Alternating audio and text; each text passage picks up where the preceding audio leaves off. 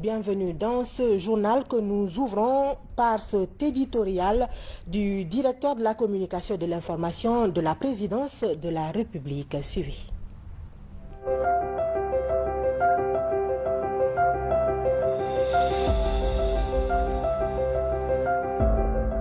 Pour le colonel Mamadi Doumbouya et ses hommes, le 5 septembre 2021 n'a pas été un choix. Il s'est imposé à eux telle une nécessité impérieuse à laquelle ils ne pouvaient guère se soustraire.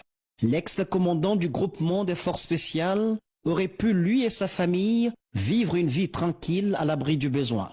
Par le poste stratégique qu'il occupait, le colonel Mamadi Doumbouya pouvait surfer sur les largesses des anciens dignitaires du régime déchu et vivre comme un pacha dans son palais doré. Mais l'homme a appris à écouter la voix du peuple. Et cette faculté d'écoute, matinée d'une âme sensible, n'a fait que cristalliser sa résolution pour une action devenue par la force des choses plus que jamais nécessaire. Dès lors, les avanies infligées au peuple de Guinée, la répression des voix discordantes qui appelaient pourtant au rétablissement de l'état de droit et la fin de l'arbitraire, ne pouvaient guère le laisser indifférent.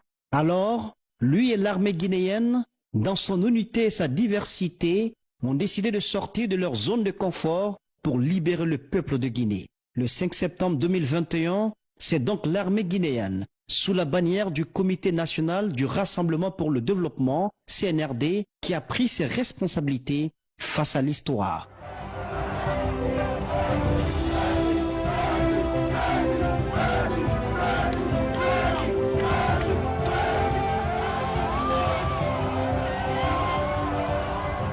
Avant cette intervention de l'armée, jugée salutaire, les Guinéens vivaient sur une chape de plomb.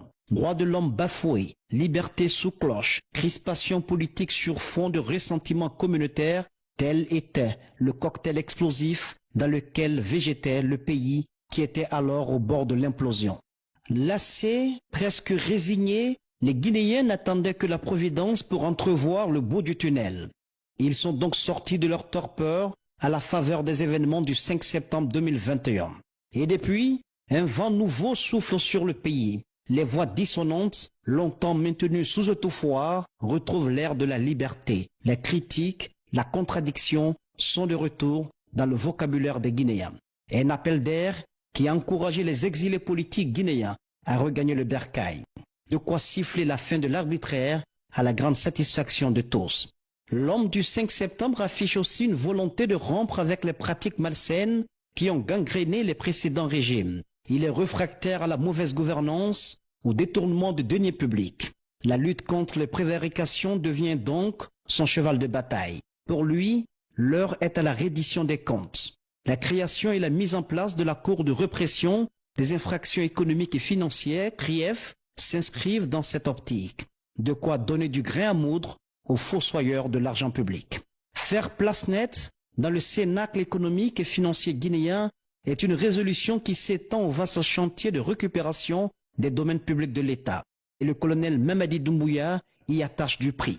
La mise en place d'une commission y afférente traduit la ferme volonté du président du CNRD d'assainir un domaine miné par la corruption. Un mal devenu systémique qui appelle à une révolution des pratiques dans l'appareil d'État. Nul besoin de rappeler que la transformation de la Guinée passe nécessairement aussi par la fortification de son assise institutionnelle. Conscient de ce talon d'Achille, le locataire du palais Mohamed V s'appuie sur des hommes et des femmes mus par une volonté républicaine de s'arrimer aux lois du pays pour servir le peuple de Guinée. Il a ainsi promu à des postes de responsabilité différents cadres qui s'échinent depuis à donner corps à ce titanesque projet de refondation de l'État. Mais avant, le président de la transition a pris soin de faire le ménage. Armée, gendarmerie, police, fonction publique, tout a été épuré et continue de l'être aux grandes dames des partisans d'un éternel statu quo. Pas question de végéter dans l'immobilisme diffus. La Guinée doit opérer sa mue. Le Conseil national de transition, CNT, que le colonel président a appelé de ses vœux, est désormais installé. Reflet de la diversité de la Guinée, cet organe, qui fait office de parlement transitoire, est sur le pont. À peine installé, ses membres ont fait le tour des 4 régions du pays pour être à l'écoute du peuple souverain de Guinée.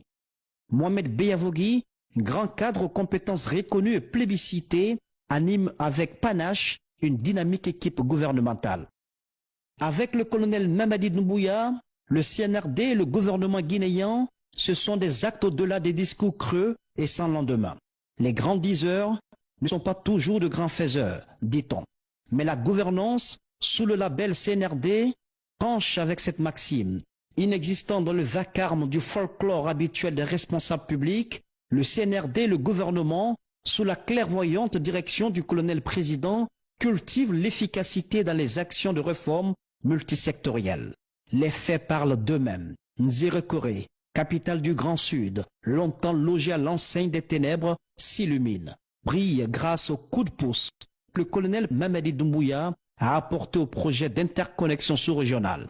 18 millions de dollars, c'est le montant dont il a ordonné le décaissement pour enfin permettre à la ligne électrique Guinée de bénéficier des branchements avec la Côte d'Ivoire. Le courant électrique fait les yeux doux à Zali, dans les rues, dans les ménages, 24/24. Et cela n'est pas près de s'arrêter, d'autant que le ravitaillement est en cours d'extension dans les villages environnants, aux confins de Lola, Yomu, Beila, entre autres. La région de Boké, connue pour être le poumon économique du pays, n'est pas en reste. Sangaredi, Kamsar en passant par Kolabouyi vont bientôt faire peau neuve et renouer avec le courant électrique. Le CNRD et le gouvernement y travaillent d'arrache-pied depuis des mois.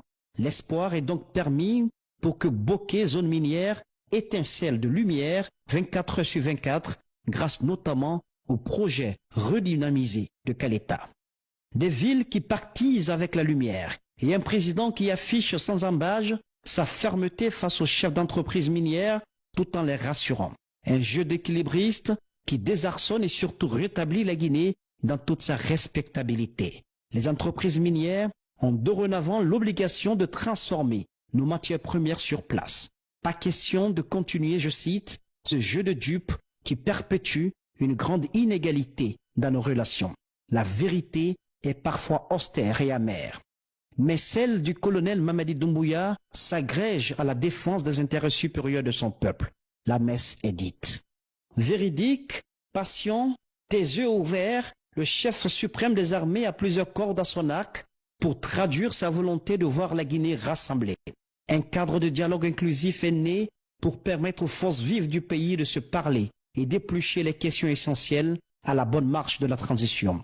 Une démarche qui vient s'ajouter aux assises nationales, dénommée Journée de vérité et de pardon, initiée par le président de la transition pour recoudre le tissu social fracturé par des décennies de tribulations politiques. Figure de proue de ces assises, l'imam de la grande mosquée Faisal, El Hadj Mamadou Salou Camara et l'archevêque de Conakry, Monseigneur Vincent Coulibaly, se sont engagés à faire feu de tout bois pour l'avènement d'une Guinée nouvelle unifiée et réconciliée avec elle-même. Faire, contre mauvaise fortune, bon cœur, est aussi une qualité indissociable de la personnalité de l'homme fort de Conakry. Alors que la capitale bruissait de rumeurs sur la supposée mort de l'ancien président Alpha Condé, le colonel Mamadi Doumbouya goupillait discrètement la sortie du pays de celui-ci, direction Abu Dhabi pour des raisons humanitaires. Et en dépit du ramdam fait autour d'une prétendue fuite de l'ex-chef de l'État, ce dernier a regagné Conakry sans tambour ni trompette. Les mauvaises langues en prendront pour leur grade. Le CNRD, sous la houlette de son président, fait aussi du système éducatif un vecteur de modernité et d'efficacité à accrocher à son tableau de chasse. Les boursiers de l'enseignement technique et de la formation professionnelle, ceux du préuniversitaire, appartiennent désormais au collège des chamarrés de la République. Bus flambant neuf pour les étudiants du supérieur. Construction, rénovation de centres de formation professionnelle, appui constant apporté aux stagiaires militaires, le CNRD est à l'œuvre, le gouvernement guinéen à la manœuvre et la Guinée s'ouvre au respect de la chose publique, de l'état de droit et de la justice sociale. Réussie, cette transition est donc un sacerdoce pour le chef de l'État, le colonel Mamadi Doumbouya, l'homme du 5 septembre 2021 qui est plus que jamais déterminé à user de tout sans abuser de rien pour l'émergence d'une Guinée nouvelle et épurée.